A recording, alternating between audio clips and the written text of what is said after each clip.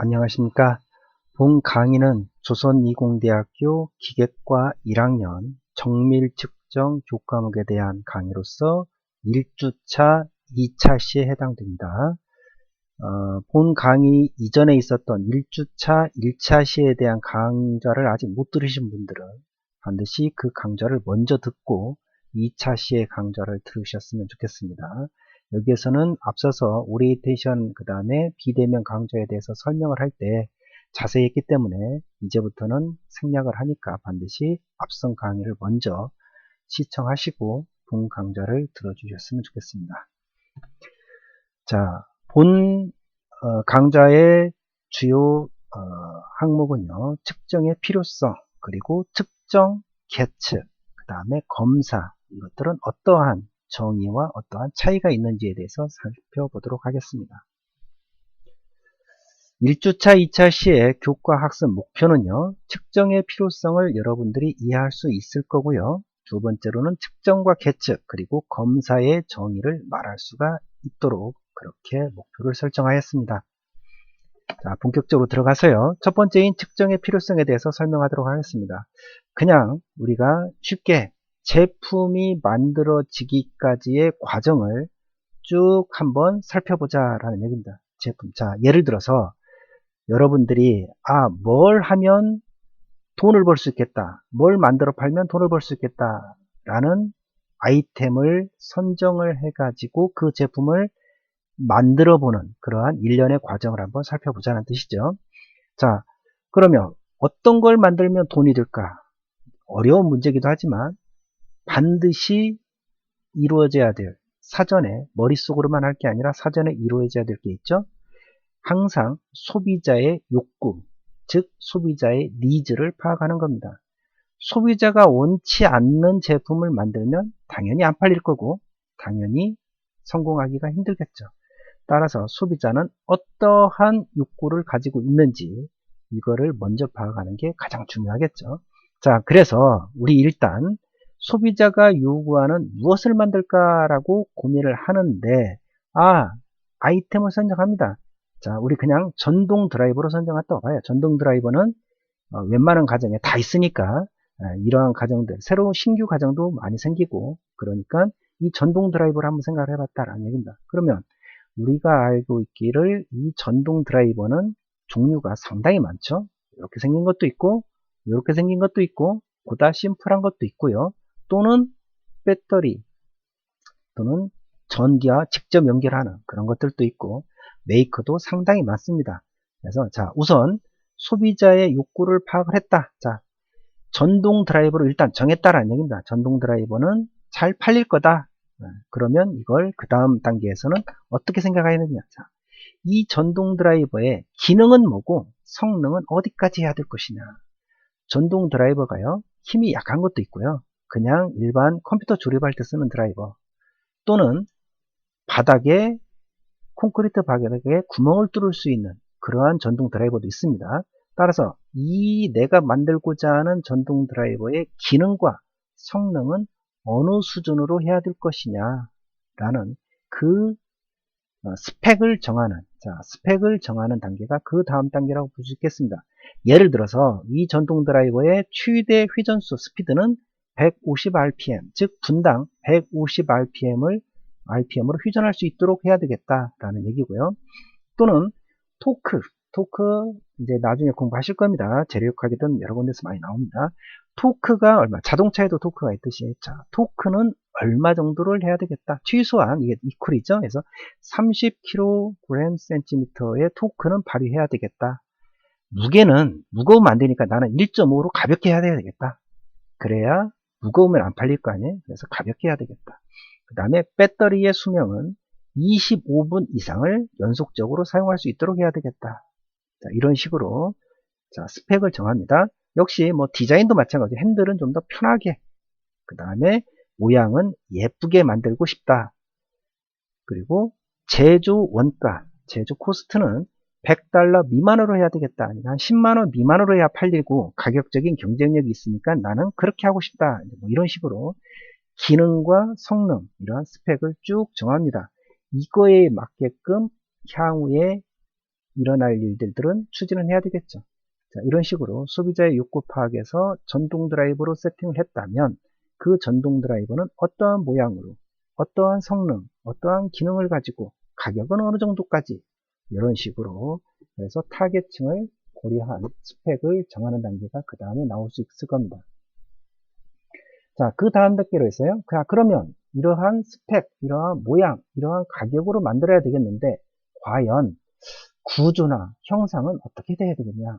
그래서 여기에 대한 아이디어를 내기 시작합니다. 개인이 아닌 여러 명이 있다면 브레인스토밍, 여러 명이 함께 머리를 맞대고 토론을 하는 뭐 이런 것들에서 자, 모터는 이렇게 돼 있고 기어는 여기에 들어 있고 컨트롤러는 여기에 있고 뭐 이런 식으로 모양은 이렇게 또는 이렇게 이게 배터리가 이쪽에 이렇게 뭐 이런 식으로 아이디어를 내기 시작합니다. 지금은 아주 러프한 상태에서 여러 가지 형상과 구조에 대한 아이디어를 냅니다. 그래서 이런 것들은요, 각자 생각이 다르기 때문에 의견 충돌이 있을 경우에는 의사결정 수단을 사용을 하죠. 여러 가지가 있습니다. 그런 것들은 생략을 하고요. 아무튼 이와 같이 형상과 구조에 대한 아이디어를 도출을 해서 결정을 하게 됩니다. 자, 그 다음에 결정이 됐으면 이제 형상과 아이디어 구조에 대해서 모든 게 결정이 됐다면 이제 만들어 봐야 될 거 아니에요? 직접. 자, 근데 직접 만들려고 봤더니 금형도 만들어야죠. 실제 기계 가공해 가지고 해야 되죠. 시간도 많이 걸려. 돈도 많이 들어. 그래서 그렇게 안 하고 그냥 일반적으로 보통 말하는 프로토타입, 즉 시험 제조라고 합니다.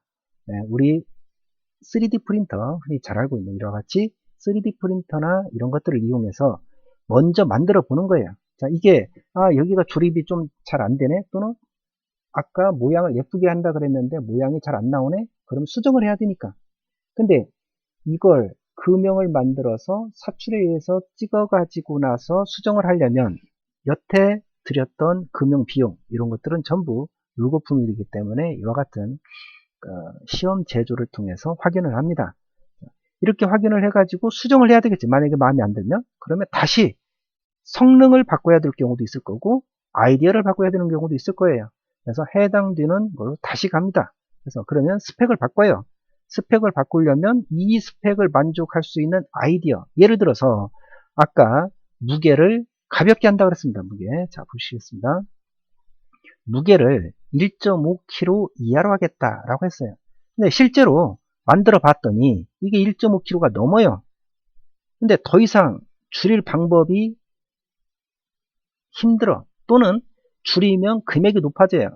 $100 미만으로 해야 되겠는데 줄인다면 모터 가격이 올라가고 뭐 여러 가지 다른 작용이 있어 가지고 도저히 비용을 맞추지 못한다. 그런다면 다시 스펙, 즉 1.5kg가 아니라 2kg로 바꾸자. 이런 식으로 바뀌는 겁니다. 이렇게 스펙이 바뀌면 거기에 따른 아이디어가 다시 나오고 재설계된 상태에서 시험 제조를 또 해보죠. 이와 같이 해서 연속적으로 해가지고 미흡하면 다시 해서 계속 순환을 하게 됩니다. 얘기를. 그러다가 이게 다 이제 테스트가 끝났어요. 자, 반복을 해서 했더니 자, 이거다 라고 결정을 했습니다. 그러고 나면 각각에 대한 디자인을 디테일하게 합니다. 자, 전체 디자인은 길이가 이렇고 모양은 이렇다. 각각은 이렇다. 해서 전부 3D 모델링을 하든지 각각의 제품 도면을 만듭니다. 자, 여기에 들어가는 베어링은 이거고 여기에 들어가는 기어는 이거고 여기에 들어가는 축은 이거고 이런 식으로요. 전부 상세화 및 문서화를 만듭니다. 개별로. 그리고 나중에 조립 또는 유지 보수가 편하도록 만듭니다. 자, 이걸 만들었는데 나중에 예를 들어서 베어링을 교체해야 되겠는데 이 베어링을 교체하는데 다른 거 모든 것을 다 분해를 해야만 이걸 교체할 수 있다 이러면 곤란하잖아요. 그래서 조립이나 유지 보수를 고려를 해가면서 만듭니다. 이렇게. 그래서 전부 CAD를 이용해서 자료화를 시키죠. 우리 학생들은 학교에서 CAD를 배우니까 충분히 이와 같은 것도 가능할 거고요. 실제로 이와 같이 물건을 만들어 보는 여러 가지 학과 과정도 있으니까 그때 더 참고를 해서 해보겠습니다. 자, 됐습니다. 그러면 여기까지 해서 디테일 디자인, 그래서 모든 부품에 대한 도면화가 끝났어요. 자, 그러고 나면 실제로 제품을 만들어서 이제 양산에 들어갈 거 아니에요. 그래서 만들었던 이 제품을 이제 양산을 해요. 양산.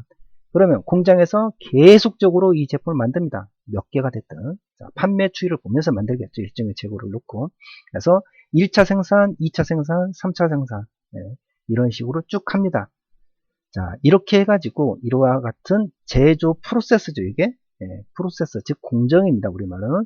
이 공정은 상당히 중요하겠죠. 그래서 제조 기술은 곧 공정 기술에 의해서 완성이 된다라는 유명한 표현이 있습니다. 이와 같은 공정 되게 중요하죠. 자, 측정 시간에 왜 갑자기 이와 같은 프로세스 그리고 제조 기술에 대해서 얘기를 하느냐. 자, 지금까지 소비자 욕구 파악부터 시작해서 제조 양산까지 왔습니다.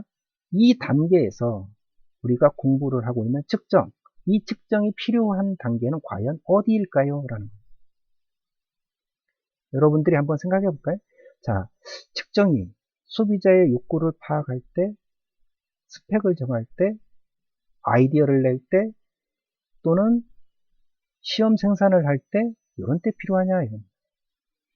자, 언제 과연 측정이 필요하냐? 네, 답을 아시겠어요? 언제 필요합니까? 주로 2단계에서 필요합니다. 2단계. 즉, 니즈 파악은 사실은 거리가 좀 있겠고요. 스펙 정할 때부터 무작정, 예를 들어서 나는 중량을 100g으로 해야 되겠다. 이와 같은 전동 드라이버를. 이미 말이 안 되죠? 왜 안 돼요? 100g으로 하려면 배터리 무게도 채 안 될 거다. 그러면 배터리 무게가 과연 얼마가 나가는지 저울로 재봐야 될 거 아니에요? 그래서 이 단계도 필요합니다. 아이디어를 낼 때, 자, 아이디어나 형상, 손을 잡는데 이 무게를, 여기를 아주 가늘게 하고 싶다. 왜? 중량을 줄이기 위해서. 그런데 이게 가늘면 그립감이 없고 작업하는데 힘이 안 들어가니까 안 되겠죠? 자, 그러면 가장 적당한 두께, 이 지름은 얼마냐? 대략 우리가 손으로 잡아보면서 측정을 해봐야 될 거 아니에요? 네, 이런 단계. 자, 프로타입 제도 말할 것도 없죠? 실제 만들어 봤더니 내가 이 버튼의 크기는 얼마로 생각을 해서 했는데 실제 재봤더니 이게 아니더라. 그럼 수정을 해야 되겠잖아요. 또는 이 부분이 너무 두껍다. 좀 더 얇게 하겠다. 그러면 측정해야 되겠죠? 배터리 수명 측정해 봐야 되겠죠? 아까 우리가 스펙을 잡았으니까 RPM 측정해 봐야 되겠죠? 그래서 우리가 150 RPM 잡았는데 이게 진짜 150 RPM이 되는지 측정을 해 봐야 됩니다. 자, 이러한 단계가 프로토타입. 상당히 많이 측정이 관여가 되겠죠? 자, 도면화를 시킵니다. 도면화를 시킬 때도 뭐 R은 얼마고, 즉 라운딩은 얼마로 주고, 뭐 이런 것들, 돌출 길이는 얼마로 할 거고, 이런 것들이 전부 측정이 이루어집니다. 그래서 제조 양산이 이루어지는데요. 그러면 딱 제조 양산이 들어가면 그 다음부터 측정이 필요 없느냐? 그렇잖아요. 그 다음에도 필요합니다. 자, 1차 양산할 때 분량이 많겠죠. 처음 생산이니까. 그러면 얘네들은 예를 들어서 전체에 대한 검사, 측정을 다 합니다. 제품 100개 만들었으면 100개에 대해서 전부 측정을 해요. 100개 다 무관, 오케이. 그러면 1차 양산 1000개는 다 통과. 이렇게 할 수 있는 거예요. 또는 100개마다 하나씩 샘플링을 해가지고 측정할 수 있겠죠. 이게 제조 단계의 측정입니다. 근데 1차 제조해놓고 2차 제조는 2달 후에 합니다. 그럴 수 있어요. 2달 후에. 그러면 그동안에 그 라인은 다른 걸 만들겠죠. 그래서 2차 제조할 때 역시 다시 측정합니다. 그걸 우리가 흔히 말해서 재현성이라고 하는 거예요. 3차, 1년 후에 합니다. 1년. 그럼 또 측정해야 되겠잖아요. 1년 후에 합니다. 그런 것이 반복성, 반복해서 동일한 값이 나오는지를 확인한다라는 겁니다. 그게 반복성. 재현성이라는 것은 1차에서 100개 만들면 100개가 다 똑같다. 똑같은 스펙, 측정 결과가 나와야 된다. 그게 이제 반복성이죠. 자, 이와 같이 제조 양산에서도 반드시 측정이 이루어진다. 그러면 제조 양산에서 우리가 만든 전동 드라이버만 측정하느냐? 그렇잖아요. 이거를 만들기 위한 원재료, 예를 들어서 이 검정색, 예를 들어서 이게 뭐 폴리프로필렌이라고 하죠. 뭐 PP 뭐 흔히 말하는 프로필렌, pp라고 한다면 pp 원재료를 검사해야 됩니다. 측정을 해야 돼요. pp에 대한 이게 습도가 얼마인지, 습도가 뭐 이런 것들, 또는 여기에 이 철 부품이 들어가는데 이 판의 두께가 얼마인지, 프레스로 만들어야 되는데 맨 처음 들어왔을 때 판의 두께가 얼마인지 이런 것들을 측정해야 됩니다. 그래서 원재료에 대한 측정도 필요하죠. 여기에 클립도 마찬가지입니다. 이런 식으로 해서 측정은 우리가 제품을 개발하고 양산하고 사용하고 이런 데 항상 필요하다라는 얘기입니다. 그래서 결론적으로 말씀드리면 측정이 필요한 단계는 뭐라고 하면 되겠습니까? 전 과정이다 라고 이렇게 표현할 수 있겠죠. 그 다음에요, 두 번째입니다. 측정과 계측 그리고 검사에 대해서 설명을 하도록 하겠습니다. 측정, 영어로는 measurement라고 합니다. 측정. 이미 우리 지난 시간에 측정은 공부를 했어요. 그 다음에 계측은 instrumentation이라고 합니다. 계측. 자, 비슷하죠. 측정과 계측. 자, 하나씩 보도록 하겠습니다. 측정이란 어떤 양의 값을 결정하기 위한 일련의 작업이다. 자, 우리 지난 시간에 측정은 항상 값이 나온다 그랬습니다. 뒤에 단위가 있거나 없거나. 그리고 그 값을 내기 위해서 도구를 사용하죠. 도구를 사용해서 값을 내는 작업입니다. 그래서 즉 어떤 양의 값을 결정하기 위한 일련의 작업을 측정이라고 한다. 예를 들어서 무게를 재거나, 자, 무게는 무게의 양의 값을 결정하기 위해서 저울을 쓰는 거예요. 그래서 무게를 재거나 길이를 재거나, 자, 그런 식으로 해서 크기를 숫자로 표현하는 작업이다.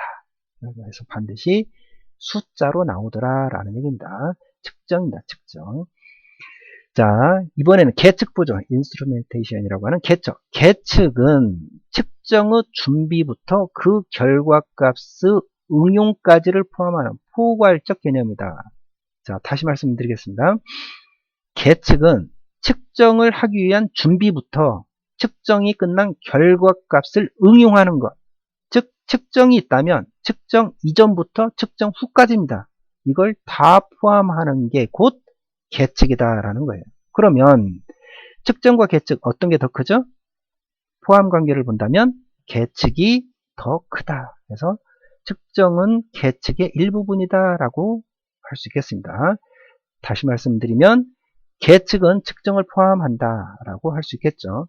자, 계측, 즉 측정을 포함하는 큰 개념으로 측정할 방법을 연구하고 측정 방법의 설계 등을 통해 측정의 형식을 정하고 그 측정으로 인해 얻는 결과값의 응용 및 적용까지를 의미한다. 자, 아까 말씀드렸습니다. 측정이 있다면 이 측정을 준비하는 이전 단계부터 이 측정한 후에 데이터를 응용하는 것 또는 어떻게 변환시키는 것, 이런 것들까지를 다 포함하는 게 계측이다. 이렇게 말씀을 드렸습니다. 자, 그 다음에요. 검사에 대해서 공부해서 검사. 인스펙션. 우리 어떤 물건을 사면 항상 검사를 하죠. 인스펙션을 한다 그럽니다. 또는 검수라고 표현을 하는 검사입니다. 검사. 검사 우리 지난 시간에 공부를 했어요. 측정과 검사요. 그때 뭐라 그랬습니까? 측정은 항상 숫자가 나오는데 얘는 반드시 그렇지는 않죠. 숫자 척도 또는 분류 척도에 따라서 표현하는 작업이다 라는 얘기입니다. 자, 이게 조금은 어려울 수 있는데요. 자, 한번 예를 볼까요?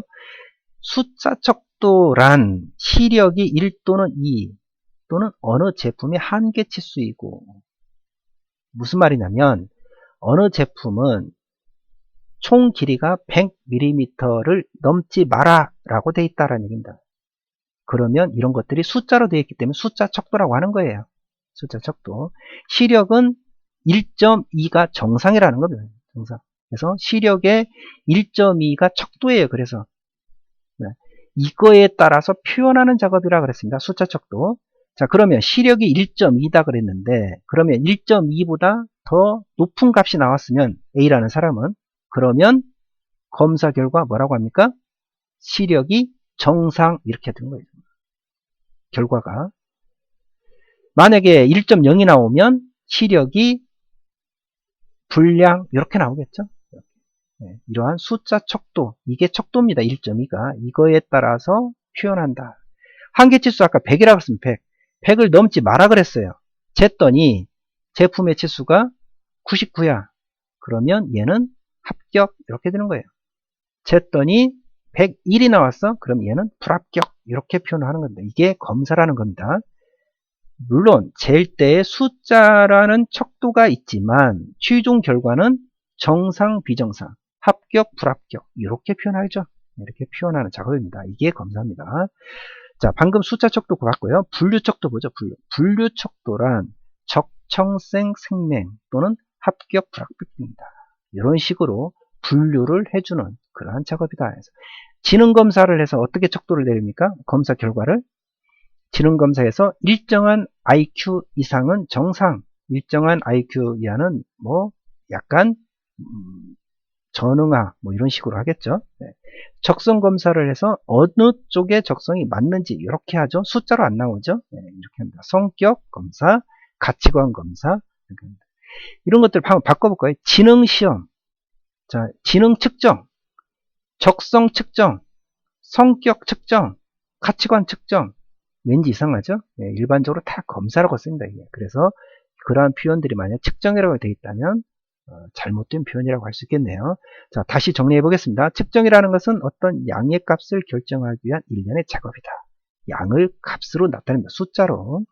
계측이라는 것은 측정의 준비부터 측정 이후 응용까지를 전부 포함하는 것을 계측이라고 해서 측정의 상위 개념이라고 보면 되겠죠. 자, 검사라는 것은 숫자 척도나 분류 척도에 의해서 표현한다 라고 했습니다. 지난 시간에 역시 검사에 대해서 공부를 했으니까 이렇게 이해를 하시면 되겠고요. 자, 예를 들어 보겠습니다. A라는 사람의 몸무게와 키를 재는 행위, 이걸 뭐라고 합니까? 자, 보시겠습니다. A라는 사람의 몸무게와 키의 양을 재잖아요. 네, 양을 재는 행위. 재려면 자가 있고 또는 저울이 있어야 되겠죠. 이런 것들을 이용해서 재는 것을 뭐라고 합니까? 측정이라고 해야 되겠죠. 측정. 네. A라는 사람의 몸무게와 키를 재는 방법, 수치를 얻기 위한 측정의 선정 및 사용, A의 키의 몸무게와 측정 결과 데이터가 나타내는 비만도, 향후 다이어트 방안 등을 통틀어서 뭐라고 하느냐. 자, 다시 보겠습니다. 키를 재는데요. 키하고 몸무게를 재는데 키를 재를 때 어떻게 될 거냐? 줄자를 가지고 할 거냐? 아니면 다른 걸로 할 거냐? 몸무게를 재는데 어떤 걸로 할 거냐? 또는 몸무게와 키를 동시에 재는 방법을 할 거냐? 이러한 방법, 즉 측정의 이전 단계죠. 예. 그리고 이 몸무게를 측정한 결과 이걸 분석을 해봤더니 비만이다 아니다라는 뭐 이런 거. 비만이면 향후 다이어트는 어떻게 할 거냐? 이런 것들까지 통틀었다. 즉 측정 이후 단계죠.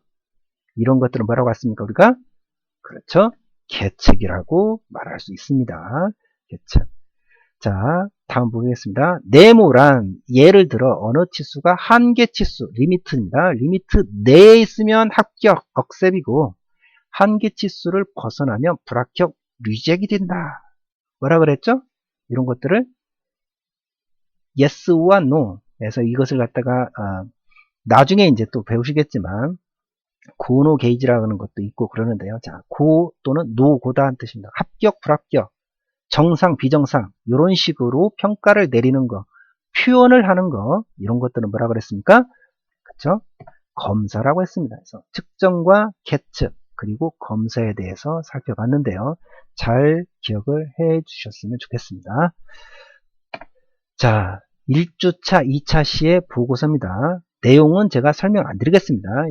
1차 시에서 상세하게 설명을 드렸기 때문에 생략하도록 하죠. 자, 첨부 파일 할 때 이렇게 해주시라 그랬습니다. 자, 보고서 나갑니다. 자, 총 4문제인데요. 1번, 다음 중 측정의 필요성에 대한 설명으로 가장 바르게 설명한 것은 해서 4개 중에 하나 고르시면 되겠고요. 측정이란 뭐다? 계측이란 뭐다? 검사란 뭐다? 여러 번 공부했습니다. 한 번씩 자기 손으로 써보시면 앞으로도 기억하시는데 도움이 될 것 같아서 이와 같이 보고서를 냈으니까 이런 것들은 한 번씩 꼭 짚고 넘어가 주시길 바라겠습니다. 자, 이상으로 1주차, 2차 시, 측정, 계측, 검사, 그리고 측정의 필요성에 대해서 공부를 했습니다. 이렇게 해서 1주차를 마치고요. 다음 시간에는 2주차 1차 시에서 뵙도록 하겠습니다. 수고하셨습니다.